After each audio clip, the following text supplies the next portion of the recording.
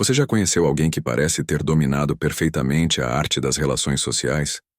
Aquela pessoa que sempre sabe o que dizer, que conquista a simpatia de todos, que transita com facilidade entre diferentes círculos sociais? Por fora, tudo parece perfeito. Mas por dentro, às vezes há um vazio que ninguém vê. Hoje vamos explorar um território fascinante: a intersecção entre influência social e integridade psíquica.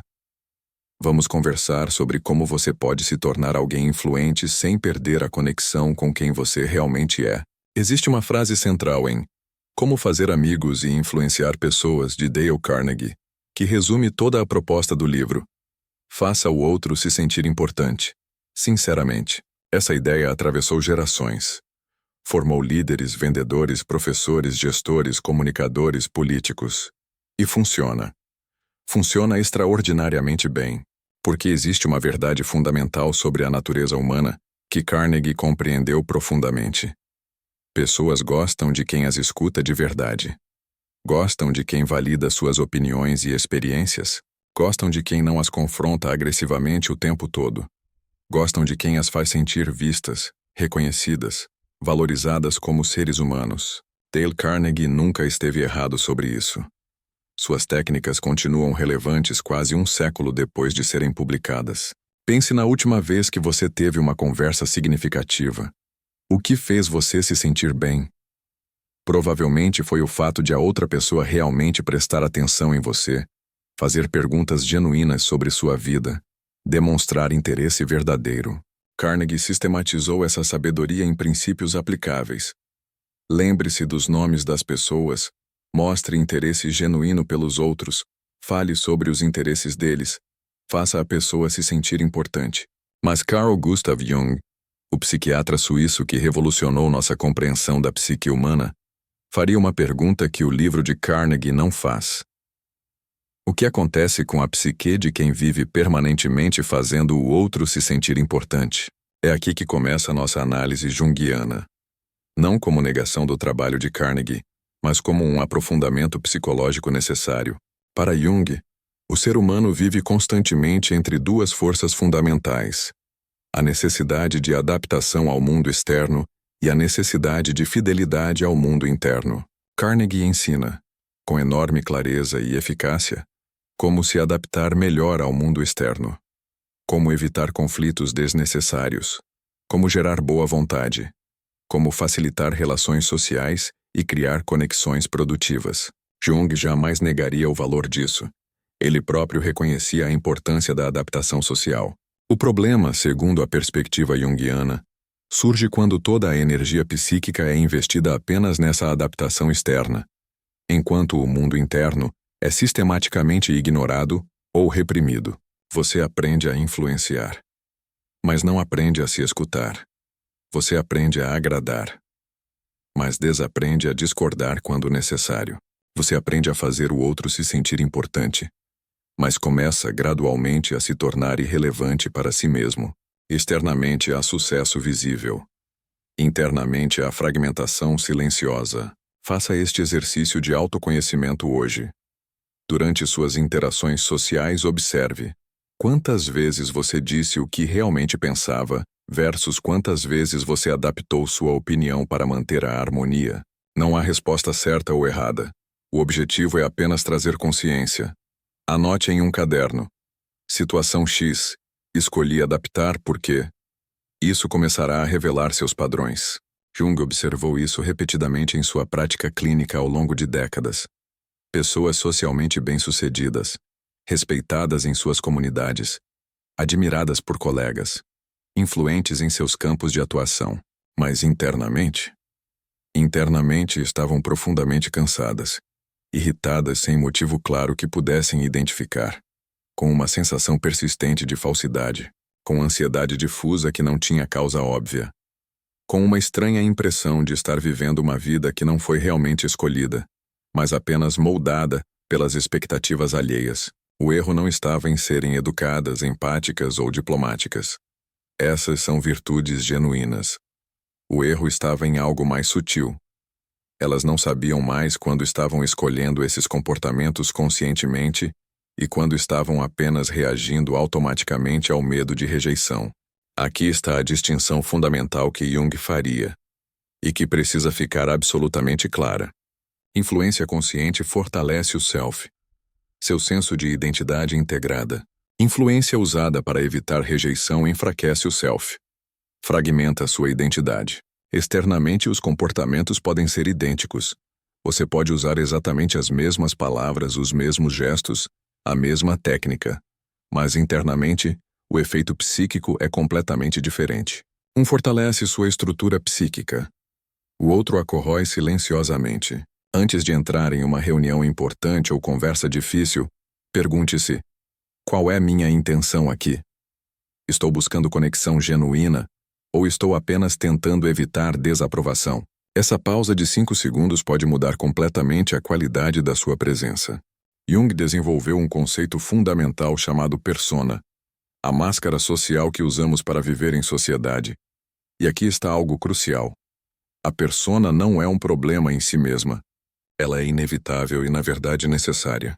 Você não fala com seu chefe da mesma forma que fala com seu melhor amigo às 3 da manhã.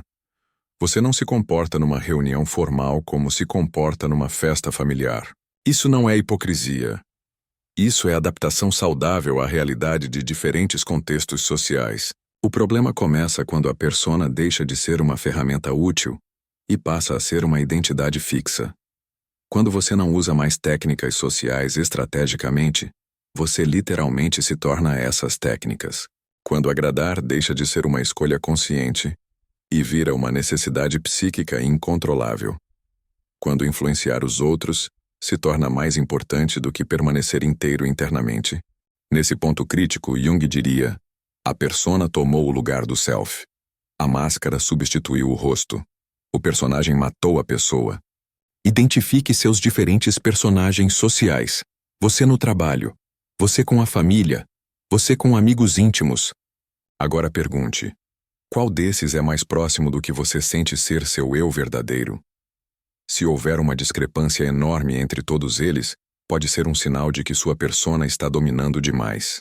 O objetivo não é ser idêntico em todos os contextos, mas manter um núcleo coerente de valores e autenticidade.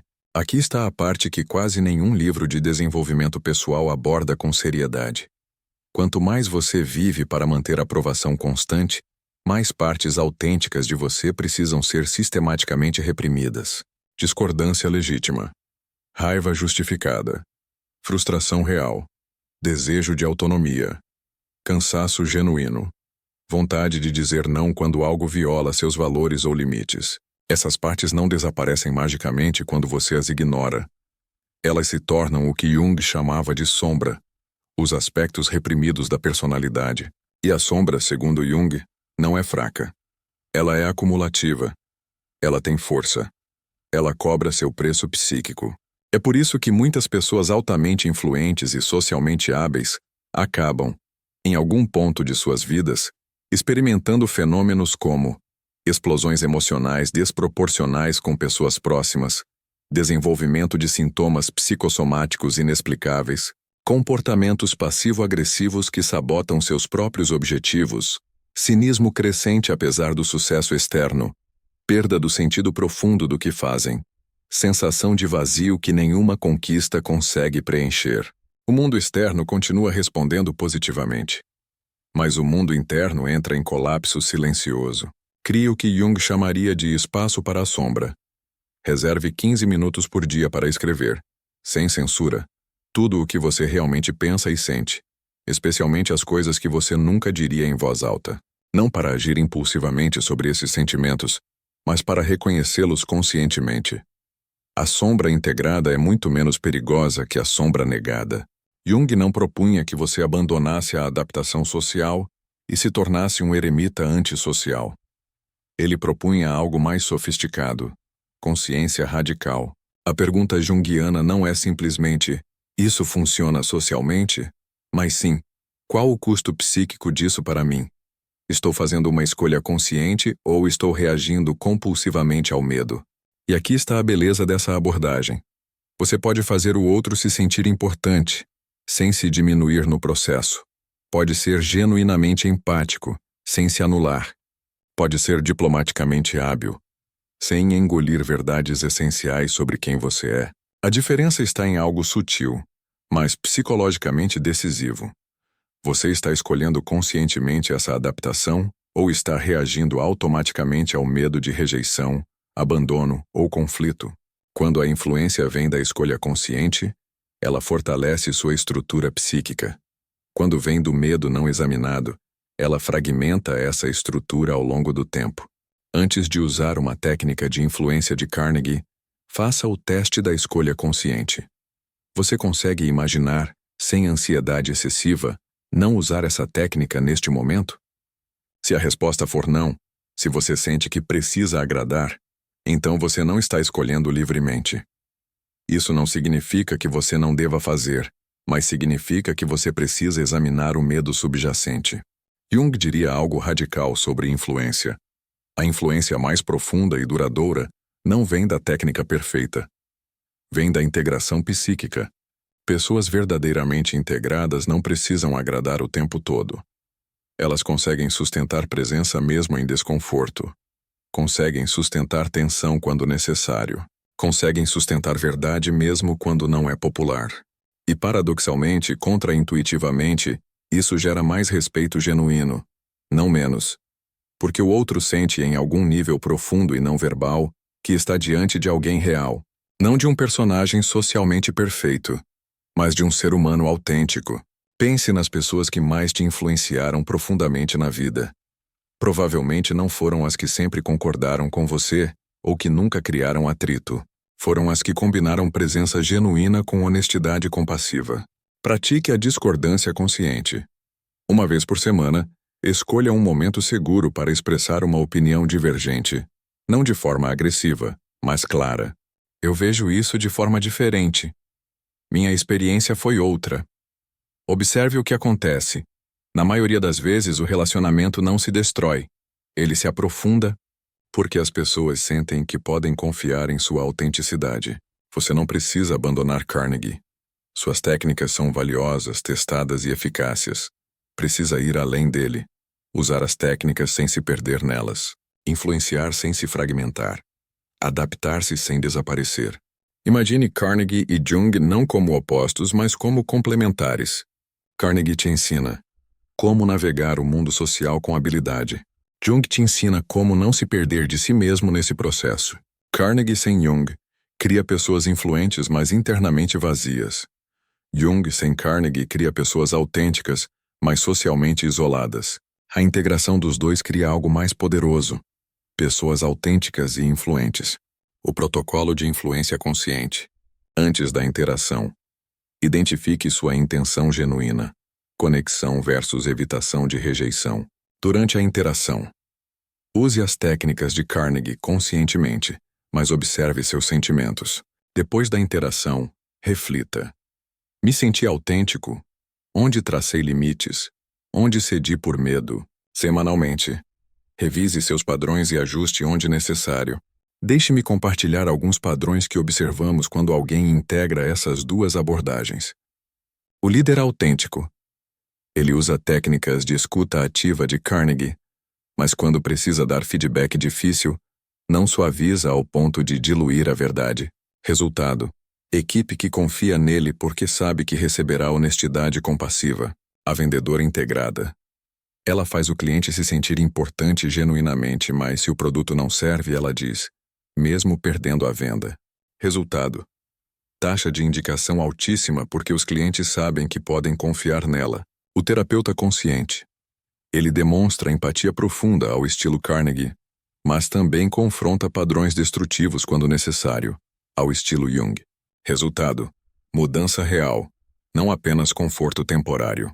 Você pode precisar de mais integração junguiana se sente exaustão após interações sociais que foram bem, tem explosões emocionais desproporcionais em casa depois de um dia sendo legal, não consegue identificar o que você realmente quer, apenas o que os outros esperam.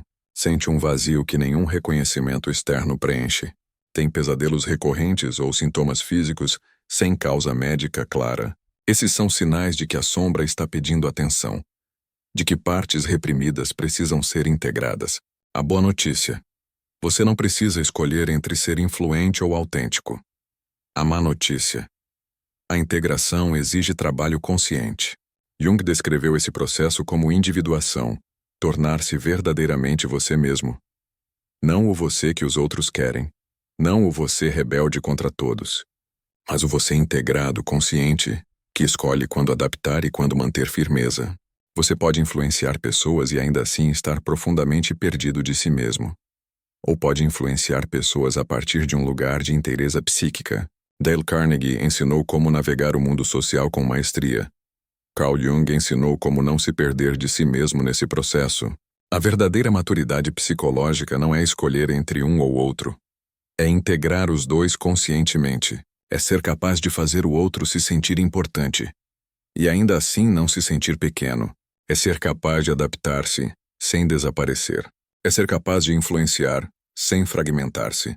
E quando você consegue isso, algo notável acontece. Sua influência se torna ainda mais profunda, porque as pessoas sentem que estão diante de alguém real, alguém integrado, alguém que não precisa desesperadamente da aprovação delas. E, paradoxalmente, é por isso que confiam em você. Esse é o convite. Não abandone suas habilidades sociais, mas também não abandone a si mesmo no processo de usá-las. O mundo precisa de pessoas influentes, mas precisa ainda mais de pessoas influentes que permaneçam inteiras. A jornada de integração nunca termina completamente. Cada novo contexto, cada novo relacionamento, cada nova fase da vida trará novamente essa tensão entre adaptação e autenticidade. E isso é bom, porque significa que você está vivo, crescendo, evoluindo. O objetivo não é resolver essa tensão de uma vez por todas, mas aprender a navegar nela com consciência cada vez maior. Você está pronto para essa jornada? Se este vídeo tocou algo em você, se você reconheceu padrões na sua vida, não guarde isso só para você. Compartilhe com alguém que precisa ouvir isso. Inscreva-se no canal, ative o sininho e deixe nos comentários. Qual sua persona mais forte? Você está escolhendo ou apenas reagindo? Vamos construir juntos uma comunidade de pessoas que influenciam sem se perder. Nos vemos no próximo vídeo. Até lá, permaneça inteiro.